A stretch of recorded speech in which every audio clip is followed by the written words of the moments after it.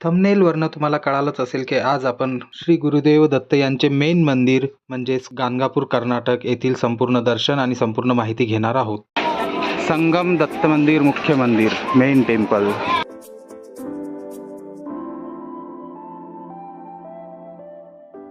इथे या नदीकाठी किती घाण, किती कचरा जमा केलेला आहे. म्हणजे एवढं पवित्र ठिकाण आहे आणि इथल्या गव्हर्नमेंटनं आणि आपल्यासारखे जे लोक इथे येतात त्यांनी सुद्धा इथं साफसफाई ठेवली पाहिजे.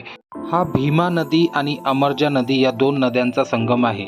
नदी काठावर तर खूप घाण केलेलीच आहे, सोबतच नदीच्या पाण्याच्या आतमध्ये सुद्धा खूप जास्त घाण केलेली आहे. नदीकाठी या इच्छापूर्ण औदुंबर झाडाला धागा बांधल्यास आपल्या मनातील इच्छा पूर्ण होतात अशी मान्यता आहे. आणि साईडलाच हे पारायणचं कक्ष आहे.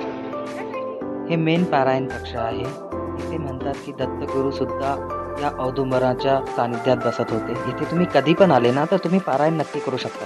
हे जे तुम्हाला दिसत आहेत ना, लोक असे गोल फिरत आहेत, म्हणतात असे गोल फिरून आपल्या मनातील इच्छा मागितल्या तिथे सर्व इच्छा पूर्ण होतात. आणि तुमच्या माहितीसाठी जे देऊळ बंद मूवी आहे त्याच्यामध्ये सुद्धा असा पारायणचा एक सीन आहे ना, तो मूवीची शूटिंग सुद्धा याच ठिकाणी झालेली आहे. इथं जे पारायणचे स्थान होते तिथनं आम्ही दर्शन घेऊन मेन दत्त मंदिराकडे जात आहोत. शिवमंदिर आहे आणि दत्त मंदिर आहे. इथं दर्शन घ्यायचं आणि मेन गाणगापूर गावात पादुका मंदिर आहे, तिथं दर्शन घ्यायचं. दत्त दरबार,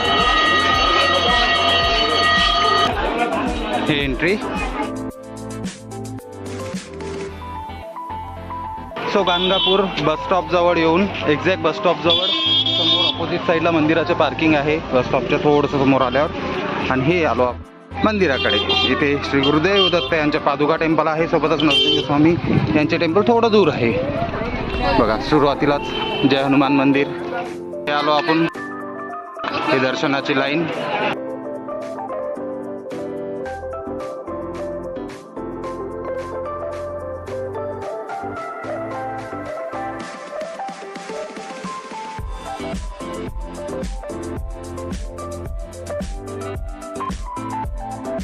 दर्शन लाईन मध्ये लागलेला आहोत इथं दत्त महाराजचं दर्शन घ्यायला.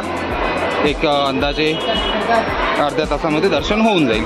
हे मंदिर कर्नाटकमध्ये स्थित असल्यामुळे तुम्हाला नॉर्मली इथे कन्नड भाषेमध्येच खूप सारे बोर्ड्स बघायला मिळतील. So don't be confuse. इथल्या खूप साऱ्या लोकांना मराठी बोलता येतं. इथं साफसफाई नाही आहे. यांनी खरंच इथलं जे मॅनेजमेंट आहे त्यांनी साफसफाई करायला पाहिजे. खूप म्हणजे तुम्हाला जाणवेल डायरेक्ट आल्यावर. तो गुरुदेव दत्त यांचे दर्शन झालेले आहे. हे वृक्ष काल दत्त जयंती झालेली आहे, त्याच्यामुळे बघा खूप छान प्रकारे हे मंदिर सजवलेलं आहे.